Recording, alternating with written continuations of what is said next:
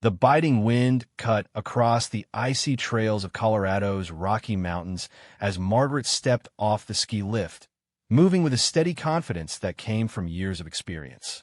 At 67, she knew every twist and ridge of these mountains by heart, each path marked by memories of long hikes and winter rescues. The determination in her gaze stood out, but behind it was a quiet ache. Her family had vanished during a hike almost 3 weeks before, and hope was running thin. Locals no longer whispered about happy endings. Instead, they spoke in hushed tones about closure and acceptance. Margaret pushed open the heavy wooden door of the ranger shelter, stomping snow from her boots as the heat inside embraced her. A few hikers and rangers looked up, eyes full of sympathy and admiration. For years, Margaret had been a legend here. Her survival workshops were popular, and old-timers told stories about her courage when blizzards turned dangerous. But now those stories felt far away. Right now, she was simply a mother and grandmother searching for those she loved most. Everyone in the shelter felt the tension. No one wanted to intrude, but everyone respected her stubborn hope in the face of sorrow. As Margaret pinned missing person posters along the hallways of the ranger station, she found herself replaying every moment from the last time she spoke with her family. She could still picture the excited faces when her daughter-in-law Vanessa suggested one of their favorite trails for an afternoon hike. There had even been a picture sent to Margaret's phone, everyone grinning in their jackets, the snowy mountains stretching wide behind them.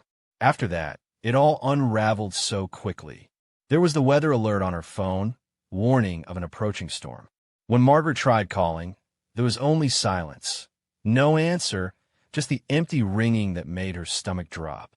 Each time she pressed a new poster onto the wall, hope tangled with a sharp sense of regret. She wondered if she should have joined them or pushed harder for them to turn back sooner. The what-ifs crept in with every staple, but she could not let them take over.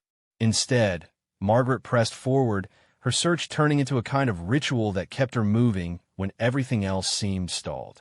The others might have already expected the worst, but Margaret's stubborn faith kept her out there day after day, unwilling to give up as long as there was even the slightest chance. The official search had come to an end a few days ago. The rescue teams had gathered their equipment, shared a few quiet words with Margaret, and explained that, given the harsh weather and rough terrain, they had to close the case. To them, it seemed like another sad accident, another name added to the long list of hikers lost in these mountains over the years. But Margaret simply could not accept it, not when so many details bothered her and the story felt incomplete. She could not shake the feeling that there was more to her family's disappearance than a simple wrong turn or being caught by the storm. Driven by something deeper than hope, Margaret set out alone almost every morning. She hiked off-trail, ignoring the well-worn paths and searching in the places most people avoided.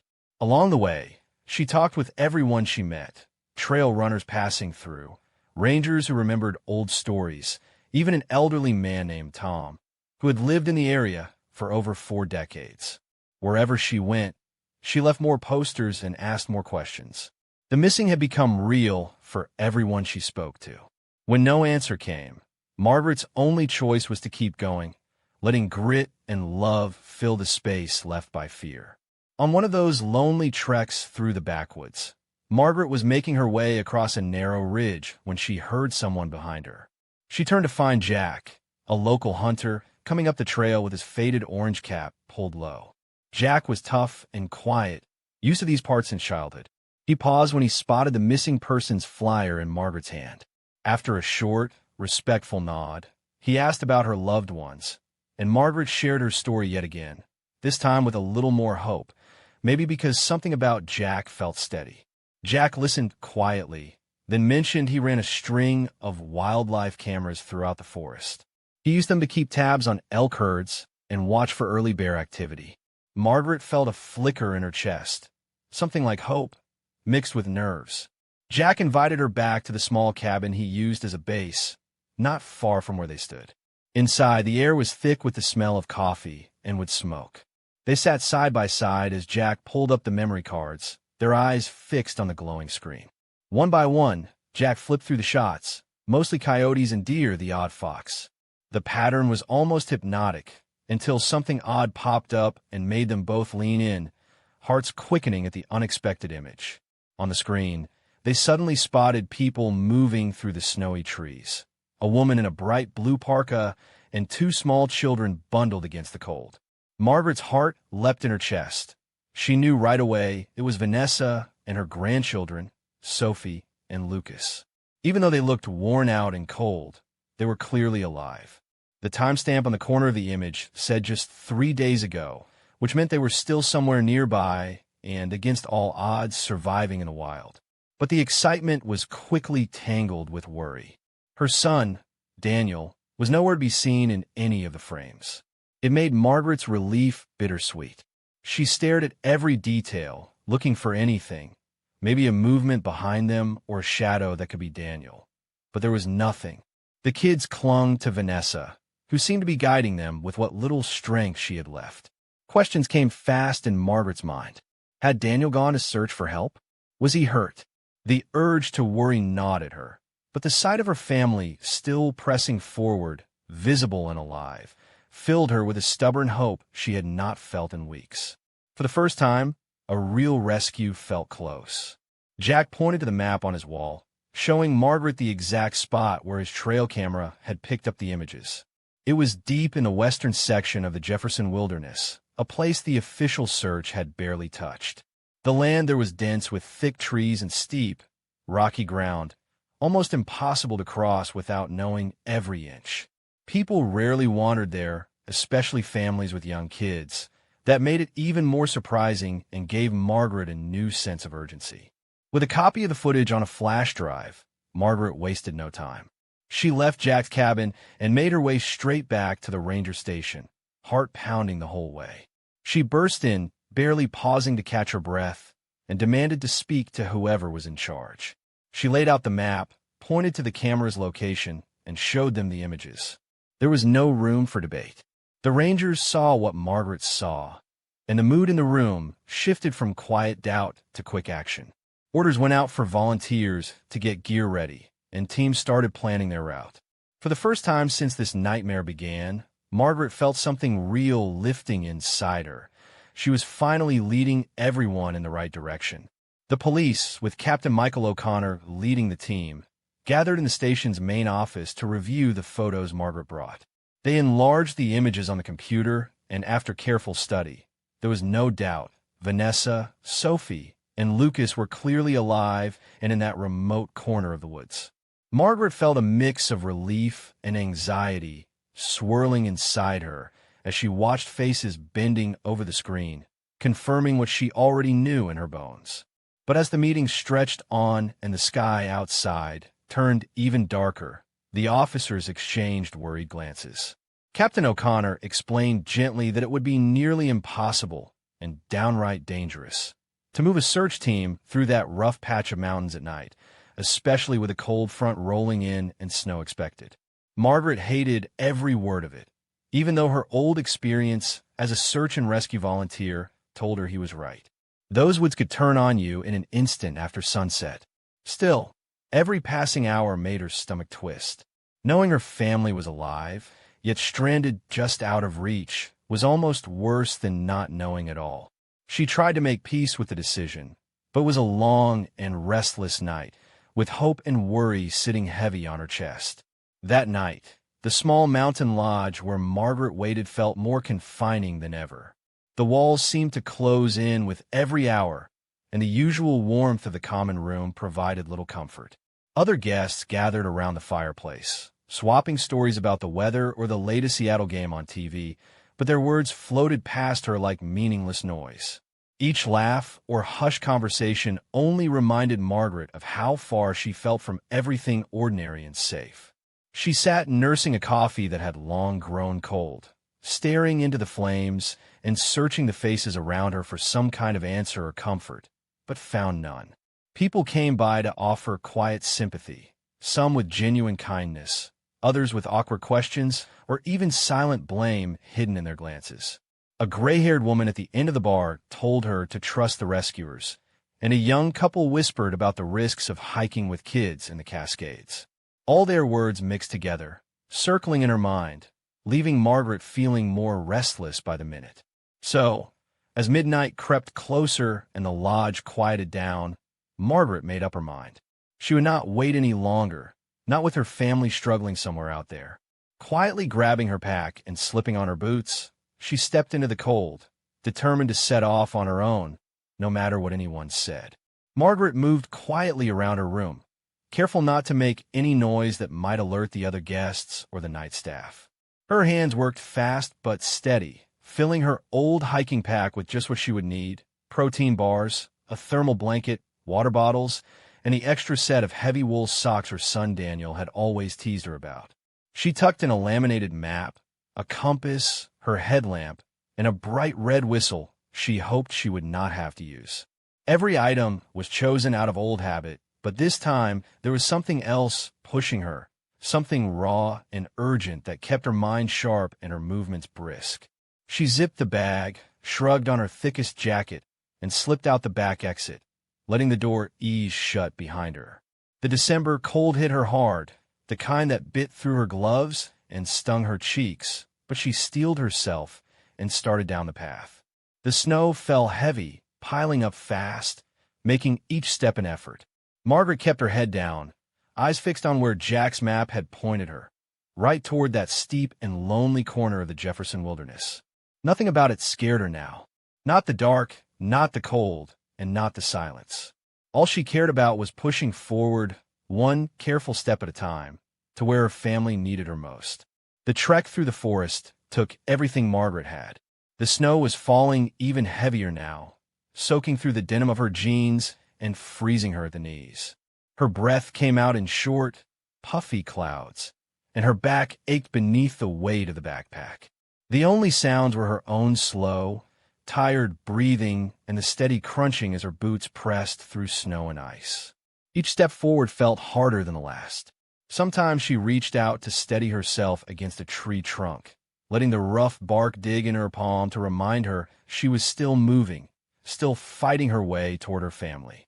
After what felt like forever, when it seemed as though even her stubbornness would crumble against the cold and exhaustion, Margaret stopped under the thick branches of a pine tree. She wondered if maybe she should just set up her small tent and wait out the storm right there. She had almost made up her mind to hunker down when something strange caught her eye, a dull, golden beam shining far off between the shadowy trees. It was faint, almost like a tired candle in a blackout, but it flickered steadily. For a second, she wondered if her mind was playing tricks, but hope flooded her as she realized what it meant: a window lit from within. It could mean shelter, or at least people. Steadying her nerves and gripping her pack tightly, Margaret pushed herself forward toward the promise of warmth and maybe, finally, some answers. Margaret moved carefully through the trees, her heart pounding in her chest as the yellow square of light came into view. As she got closer, the outline of a small log cabin emerged from the darkness, half hidden by snow-laden fir branches. Smoke curled from the stone chimney, rising into the freezing night air. She hesitated for a moment, fear and hope at war inside her, then climbed the shallow porch steps, wiped her glove across her face, and knocked on the door with shaking hands. Her voice came out hoarse as she called, "Hello? Is anyone there? Please help."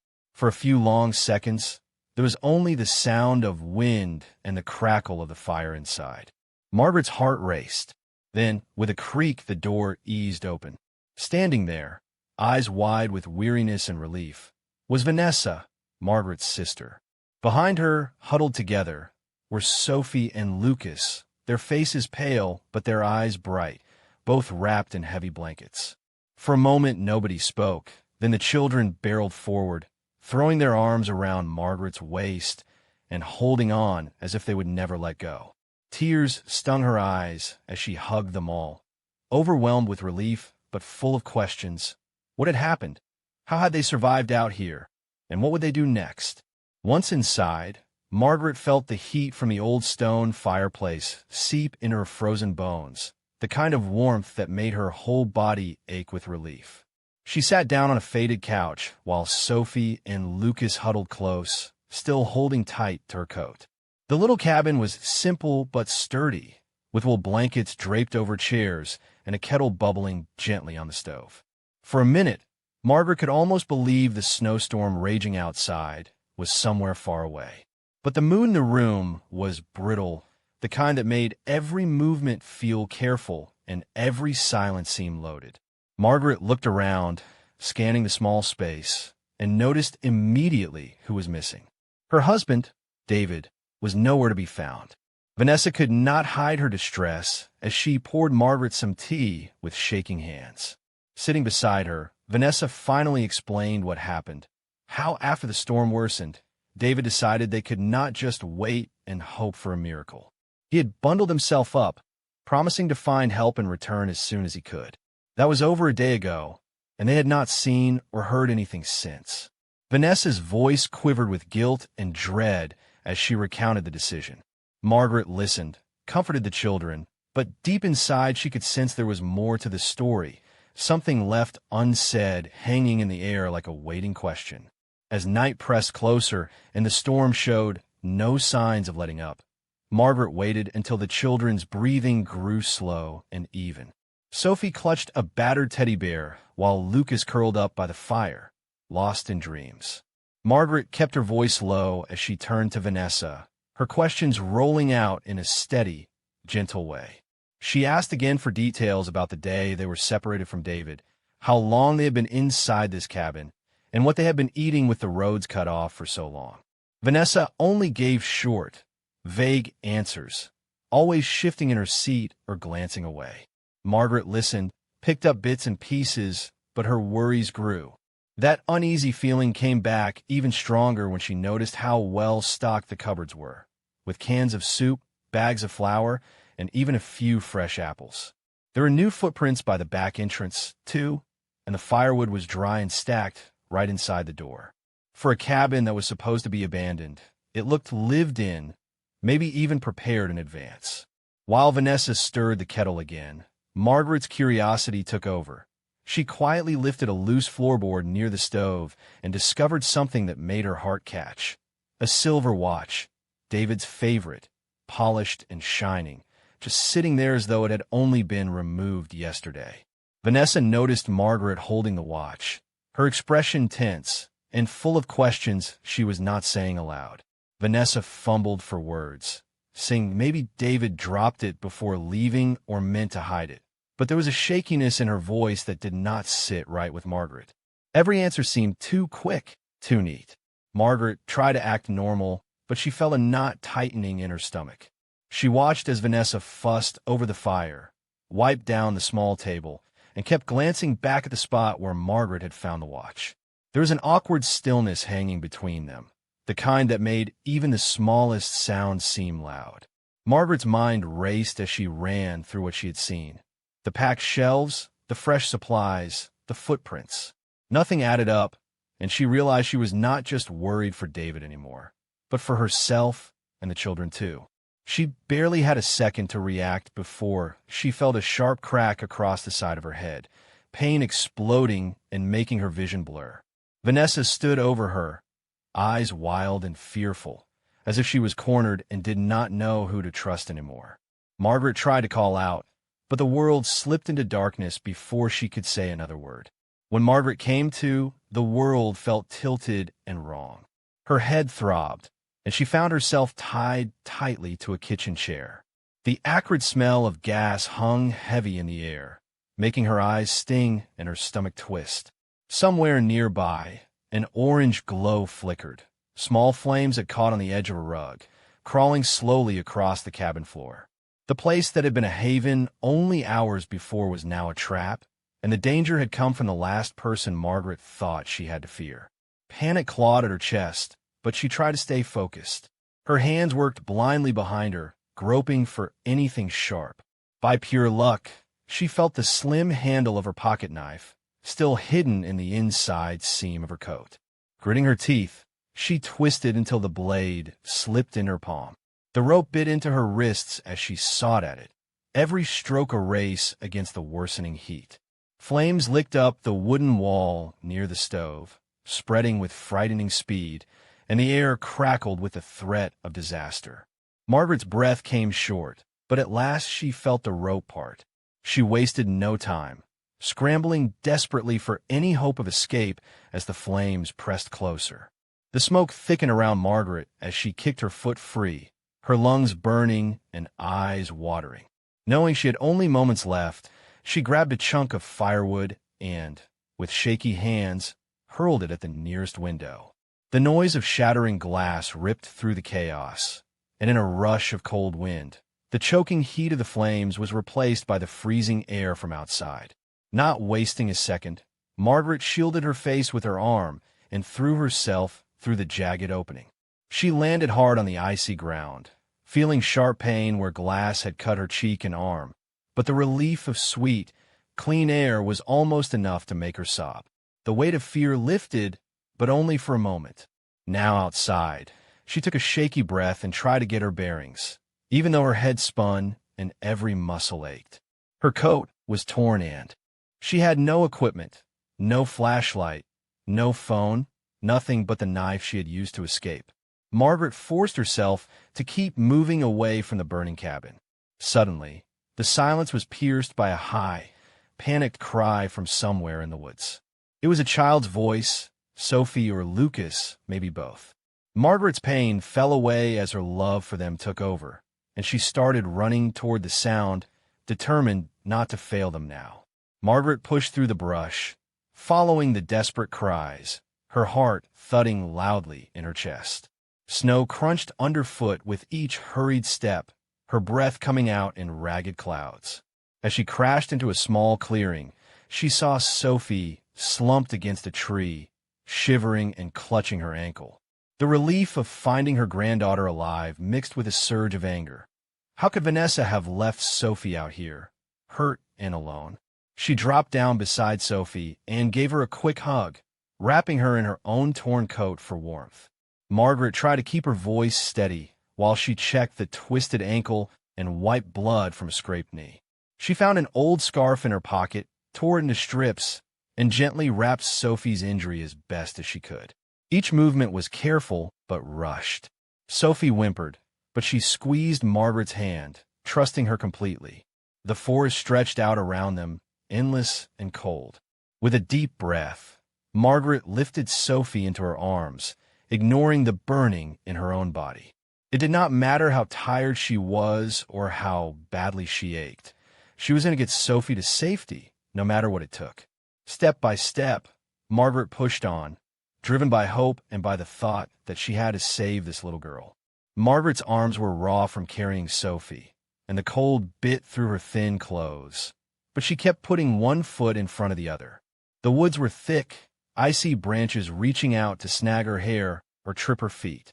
At every fallen log and tangled root, Margaret would pause, adjust Sophie on her hip, and whisper encouragement. She relied on old habits from childhood hikes in the Adirondacks, recalling how her father taught her to find north by spotting the North Star and to listen for the distant rush of water or the faint hum of car tires that meant people were nearby. They moved slowly, stopping only when Margaret could no longer feel her fingers and needed to warm Sophie's hands against her own. Neither spoke much. Sophie was exhausted and wrapped in pain, and Margaret was focused on keeping them moving. When the sky finally started lightening and pink streaks appeared above the trees, hope returned. In the pale morning light, Margaret saw the familiar outline of the Lake Placid Visitor Center just beyond the tree line. Pushing herself harder, she stumbled into the parking lot where a custodian was unlocking the doors. Margaret's relief was overwhelming as she managed to call out for help. Within minutes, staff rushed to them, wrapping them in blankets and calling for paramedics. The news of their return rippled through the small upstate community, neighbors coming out in pajamas, some tearing up, barely able to believe they had both survived the ordeal in those woods. Inside the hospital, Margaret sat by Sophie's bedside, keeping a worried eye on her as nurses checked her wounds. Sophie's eyelids fluttered, every so often squeezing Margaret's hand, a silent promise that she was fighting to recover. The waiting was almost unbearable, with doctors coming in, taking notes, and offering gentle reassurances. When Margaret finally stepped into the hallway, hoping for better news, she was met with the unexpected sight of Vanessa, who had arrived with Lucas and a stranger Margaret recognized as Ben, a local hunter.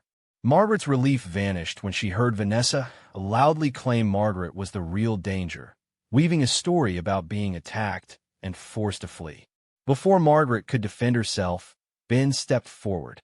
His voice shook as he admitted what he had seen out in those woods.